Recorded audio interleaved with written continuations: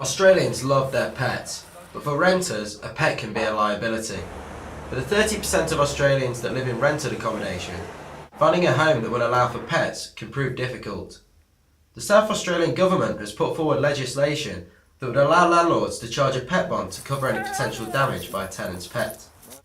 Would this change in legislation for pet bond be a good idea for New South Wales? Christian Payne is the president for the Real Estate Institute of New South Wales. He gives more insight into these changes. In some states that might be a possibility, and certainly there's an argument for that, but in New South Wales we need to understand that there's certain legislation there that prohibit charging extra fees. What we're faced with is a shortage of supply of rental properties to the market.